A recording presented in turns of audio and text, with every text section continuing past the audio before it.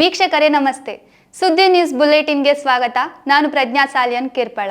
ಸುಬ್ರಹ್ಮಣ್ಯದ ಸಂಪುಟ ನರಸಿಂಹಸ್ವಾಮಿ ಶ್ರೀ ಸುಬ್ರಹ್ಮಣ್ಯ ಮಠದ ಪೀಠಾಧಿಪತಿಗಳಾದ ಪರಮಪೂಜ್ಯ ಶ್ರೀ ಶ್ರೀ ವಿದ್ಯಾಪ್ರಸನ್ನ ತೀರ್ಥ ಶ್ರೀಪಾದರವರ 30ನೇ ವರ್ಷದ ಚಾತುರ್ಮಾಸ್ಯ ವೃತಕ್ಕೆ ಇಂದು ಪ್ರಾತಃ ಕಾಲ ಸಂಕಲ್ಪ ನೆರವೇರಿಸಲಾಯಿತು. ಇಂದಿನಿಂದ ಆರಂಭವಾಗಿರುವ ಚಾತುರ್ಮಾಸ್ಯ ವೃತವು ಸೆಪ್ಟೆಂಬರ್ 25ರಂದು ಕೊನೆಗೊಳ್ಳಲಿದೆ. ಸೆಪ್ಟೆಂಬರ್ 26ರಂದು ಸೀಮೋಲ್ಲಂಘನ ಕಾರ್ಯಕ್ರಮ ನಡೆಯಲಿದೆ.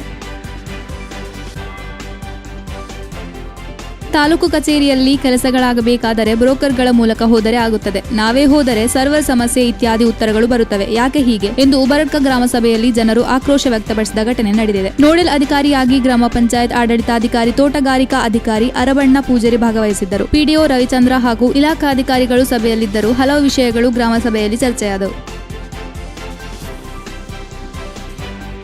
ಸಂಪಾಜೆ ಗ್ರಾಮದ ಕೀಲಾರು ಬಳಿ ಹೊಳೆಗೆ ಅಡ್ಡವಾಗಿ ಕಟ್ಟಲಾಗಿದ್ದ ಕಿಂಡಿ ಅಣೆಕಟ್ಟಿಗೆ ನೆರೆಗೆ ಬಂದು ಅಡ್ಡವಾಗಿ ನಿಂತಿದ್ದ ಮರ ಮತ್ತು ಪೊದೆ ಕಸಗಳನ್ನು ಸಂಪಾಜೆ ಗ್ರಾಮ ಪಂಚಾಯತ್ ಮಾಜಿ ಅಧ್ಯಕ್ಷ ಜಿಕೆ ಹಮೀದ್ ಮತ್ತು ಯುವ ಕಾಂಗ್ರೆಸ್ ಮುಖಂಡ ರಕ್ಷಿತ್ ದೊಡ್ಡಡ್ಕ ಇವರ ನೇತೃತ್ವದ ಯುವ ಕಾಂಗ್ರೆಸ್ ಕಾರ್ಯಪಡೆ ವತಿಯಿಂದ ತೆರವು ಮಾಡಲಾಯಿತು. ಈ ಸಂದರ್ಭದಲ್ಲಿ ಯುವ ಕಾಂಗ್ರೆಸ್ನ ಪ್ರಮುಖರಾದ ರಾಜಶೇಖರ, ವಿನೀತ್, ರಾಮಕೃಷ್ಣ ಮತ್ತು ಜೋಸೆಫ್ ಶ್ರಮದಾನದಲ್ಲಿ ತೊಡಗಿದರು.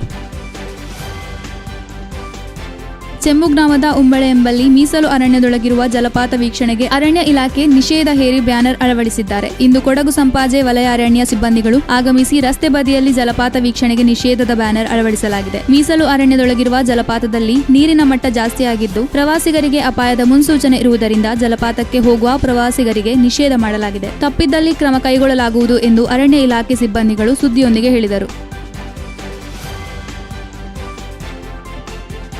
ಸುದ್ದಿ ನ್ಯೂಸ್ ಬುಲೆಟ್ನಲ್ಲಿ ಈಗ ಪುಟ್ಟದೊಂದು ವಿರಾಮ. ಅತ್ತೆ, ಇದು ನನ್ನ ಬರ್ಡೇ ಗಿಫ್ಟ್. ಇದೆಲ್ಲ ಜೀವನದಲ್ಲಿ ನನಗೋಸ್ಕರ ತಗೊಂಡ್ಬಂದಿದ್ದಾರೆ. ನಿನ್ ಮೇಲೆ ತುಂಬಾ ಚೆನ್ನಾಗಿ ಕಾಣುತ್ತೆ. ಇದು ತುಂಬಾ ಚೆನ್ನಾಗಿದೆ ಅಲ್ವಾ? ತುಂಬಾ ಚೆನ್ನಾಗಿದೆ.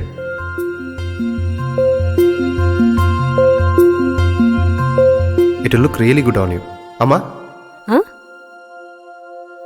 Mother is always son's first love.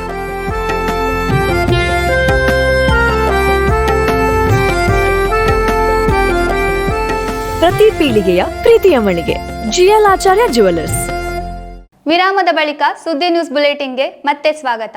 ಕಳೆದ ರಾತ್ರಿ ಮತ್ತೆ ಹಲವರ ತೋಟಗಳಿಗೆ ನುಗ್ಗಿ ಅಪಾರ ಹಾನಿ ಮಾಡಿದೆ. ಕನ್ನಡಕದ ಹೇಮಂತ ಕುಮಾರ, ಅಜಯ್ ಕೃಷ್ಣ, ಯಶವಂತ ಕುಡೆಕಲ್ಲು, ಆನಂದ ನಾಯಕ್ ಮೊದಲಾದವರ ತೋಟಗಳಿಗೆ ನುಗ್ಗಿ ತೆಂಗಿನ ಮರ, ಬಾಳೆಗಿಡ ಹಾಗೂ ಅಡಿಕೆ ಗಿಡಗಳನ್ನು ಧ್ವಂಸ ಮಾಡಿ ಅಪಾರ ಹಾನಿ ಮಾಡಿವೆ. ಆನೆಗಳನ್ನು ಕಾಡಿಗೆ ಬೆನ್ನಟ್ಟಲು ಎಲಿಫೆಂಟ್ ಟಾಸ್ಕ್ ಫೋರ್ಸ್ ಮತ್ತು ಕಾಳಭೈರವ ಸಿಬ್ಬಂದಿಗಳು ಆಗಮಿಸಿ ಕನ್ನಡಕ ನೀರಬಿದಿರೆ ಪ್ರದೇಶಗಳಲ್ಲಿ ಸಂಚರಿಸಿ ಸಿಡಿಮದ್ದುಗಳನ್ನು ಸಿಡಿಸಿ ಕಾಡಿಗೆ ಅಟ್ಟುವ ಪ್ರಯತ್ನವನ್ನು ರಾತ್ರಿ 2 ಗಂಟೆವರೆಗೂ ಮಾಡಿದರು. ಇವರಿಗೆ ಸ್ಥಳೀಯ ಯುವಕರು ಸಹಕರಿಸಿದರು.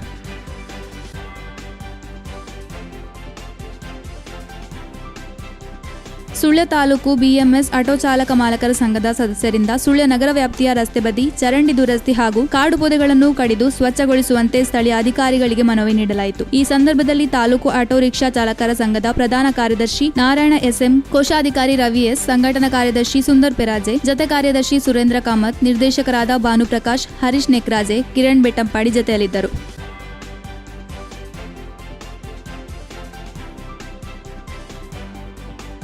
ಸಂಪಾಜೆ ಬದರ್ ಜುಮ್ಮಾ ಮಸೀದಿಯ ಮಾಜಿ ಅಧ್ಯಕ್ಷ ಚಟ್ಟೆಕಲ್ಲು ನಿವಾಸಿ ಉಮ್ಮರ್ ರವರು ಅಲ್ಪಕಾಲದ ಅಸೌಖ್ಯದಿಂದ ಮಂಗಳೂರಿನ ಖಾಸಗಿ ಆಸ್ಪತ್ರೆಯಲ್ಲಿ ನಿಧನರಾದರು. ಅವರಿಗೆ 69 ವರ್ಷ ವಯಸ್ಸಾಗಿತ್ತು.